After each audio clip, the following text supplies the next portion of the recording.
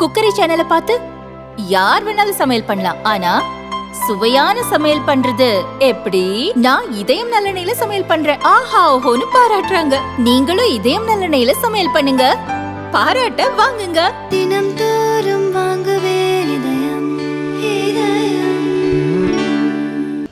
இந்தியாவிலேயே சட்டம் ஒழுங்கு சீர்கட்டு இருக்கிற மாநிலமாக இன்றைக்கி தமிழகம் இருக்குது. நம்ம பார்த்துட்ருக்கோம். காவலர் குடியிருப்புகளே போய் வெட்டுறாங்க, கோவிலுக்குள்ளே போய் வெட்டுறாங்க, பள்ளிக்கூடத்தில் வச்சு வெட்டுறாங்க. இந்த மாதிரி கொலை முயற்சி சம்பவங்கள், கொலை சம்பவங்கள் தினசரி நடப்பதை நம்ம பார்த்துட்ருக்கோம். இது மக்களுக்கு ரொம்ப பெரிய வேதனையை கொடுக்குது. திமுக ஆட்சினாலே படுகொலை சம்பவங்கள், கட்ட பஞ்சாயத்து, கஞ்சா கடத்தல், அராஜகம், வன்முறை என்ற நிலை இன்றைக்கு தமிழ்நாட்டில் உருவாகி இருக்குது. இது மக்கள் பார்த்து கொண்டே இருக்கிறார்கள். இப்போ எங்களுடைய நெசவாளர் பிரிவு இந்த மாவட்டத்தினுடைய தலைவர் மணிகண்டன் காமராஜர் திருமங்கலத்தில் குடியிருக்கிறார். அவர் சொந்த வீட்டில் குடியிருக்கிறார். பக்கத்தில் இருக்க ஒரு 2 கிரவுண்டுக்கு இடம் கவர்மெண்ட் இடம். அந்த இடத்தை எப்படியாவது ஒரு பொதுமக்கள் பயன்பாட்டுக்கு கொண்டு வரணும்னு இவர் ஆசைப்படுறார். ஒரு பொதுமக்களுக்கான பார்க்கோ, பூங்காவோ, பிள்ளைங்களுக்கு ஒரு விளையாட்டு திடலோ. ஆனால் திமுகவை சேர்ந்தவங்க எப்படியாவது அந்த இடத்த ஆட்டையை போடணும்னு தொடர்ந்து பல்வேறு இடையூறுகளை, இவர் ஒருத்தர் தான் அங்கேருந்து குறிப்பிட்ட வருவாய்த்துறைக்கு தகவல் தர்றாரு அப்படிங்கிறதுனால இவர் மேலே மிகுந்த கோபத்தில் பல முறை இடையூறு செஞ்சுருக்காங்க. இப்போ இந்த சம்பவத்துக்கு முன்னாடி 6 முறை அவரை போலீஸில் கம்ப்ளைண்ட் பண்ணி 6 வட்டம் சிஎஸ்ஆர் வாங்கியிருக்கார்.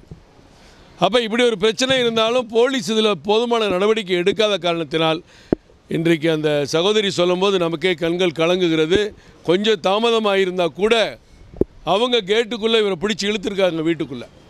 இல்லாட்டி இன்றைக்கி மணிகண்டனுக்கு நம்ம கடைசி இறுதி மரியாதை செய்யக்கூடிய அளவிற்கு இன்றைக்கு திமுகவினுடைய அராஜகம், திமுகவினுடைய அந்த பகுதியினுடைய நிர்வாகி ஆறுமுகம், வட்டத்தலைவர் லோக்ராஜ், லோக் பாபு இவங்கெல்லாம் சேர்ந்து இப்படி இவனை மிரட்டி பணிய வச்சோம்னா அந்த பகுதியில் இருக்க யாருமே கேள்வி கேட்க மாட்டாங்க அப்படின்னு சொல்லி காலையில் 9 மணிக்கு வீட்டில் பூஜை பண்ணிட்டு நின்றுட்டு இருக்கும்போது பின்னாடி வந்து வெட்டியிருக்காரு. முன்னாடி வயிற்றில், காரில், கையில் ஹெல்மெட்டு போட்டு துரிய வேற கட்டியிருக்காங்க, முகம் தெரியக்கூடாதுன்னு. இவர் ஹெல்மெட்டை பிடிக்க அடித்தோன்னா அப்படியே ஓடிருக்கான் இன்னொருத்தனும். இது எவ்வளோ பெரிய அராஜகம்! இதுக்கு போலீஸ் கமிஷனர் ஆஃபீஸில் கம்ப்ளைண்ட் கொடுத்தாச்சு. என்ன நடவடிக்கை எடுத்து கைது பண்ணியிருக்காம்பாங்க. கேட்டால் கைது பண்ணால் அவன் மேலே என்ன நடவடிக்கை? 4 நாள் கழித்து ஜாலியாக டாட்டா காமிச்சு ஜாமீனில் வர்றதுக்கு அவங்க உடனே துணை போவாங்க. தகுந்த பிரிவுகளில் வழக்கு போடுவாங்களான்னு தெரியாது. அதிகபட்ச தண்டனை அவங்களுக்கு கிடைக்க செய்வாங்களான்னு தெரியாது. இது மிகப்பெரிய அராஜகம். திமுக தலைவர் 1000 பேசுகிறார். இன்றைக்கி கூட தூய்மை பணியாளர்கள் இலவச உணவு வழங்குறத ஒரு பெரிய கதை பேசிகிட்டு இருக்கார். ஆனால் இப்படி திமுகவினர் அராஜகம், ரவுடித்தனம் பண்ணுறத வேடிக்கை பார்க்குறீங்களே ஏன்? அஜித்குமார் வழக்கிலிருந்து பல கொலை வழக்குகளுக்கு இன்னும் என்ன தீர்ப்புனே தெரியல. இன்றைக்கி மணிகண்டனுக்கு சரியான தீர்வு கிடைக்கணும். அந்த 2 பேரையும் கைது பண்ணவங்களுக்கு தக்க தண்டனை கிடைக்கணும். அந்த 2 கிரவுண்டை ஏன் சும்மா போட்டு வச்சுருக்கீங்க கவர்மெண்ட்டு? நீங்கள் அதை புறம்போக்கா போட்டு வச்சுருக்கிறது தானே உங்கள் கட்சிக்காரங்க அதை போய் ஆக்கிரமிப்பு பண்ணுற அடிப்படையில் பக்கத்து வீட்டுக்காரனை கொலை பண்ண முயற்சி பண்ணுறான். அதை உடனே ஒரு விளையாட்டு திடலாக, ஒரு குழந்தைகளுக்கான விளையாட்டு திடலாக உருவாக்குறது உங்களுக்கு என்ன கஷ்டம்? தொல்காப்பியர் பூங்கா போய் பண்ணுறீங்க.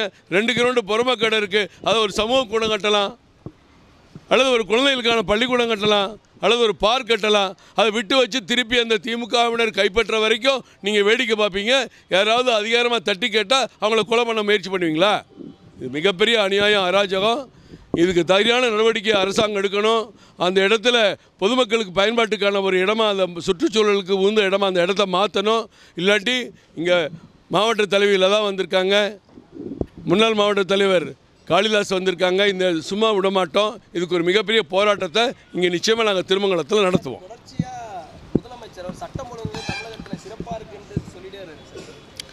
அவர் சொல்கிறாரு, ஆனால் உண்மை அப்படி இல்லையே.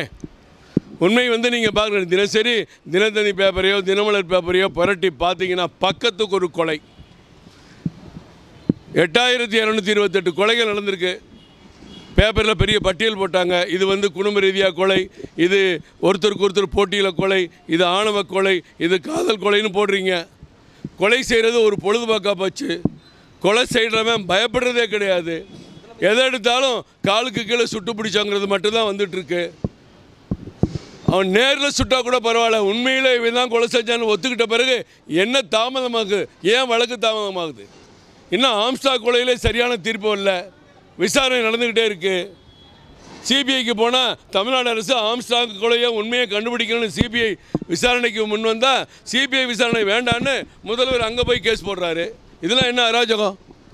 ஒரு கட்சியினுடைய தலைவராக இருந்த ஆம்ஸ்டாங்கில் இந்த கதினா மற்றவங்க சூழ்நிலை நினச்சி பாருங்கள்.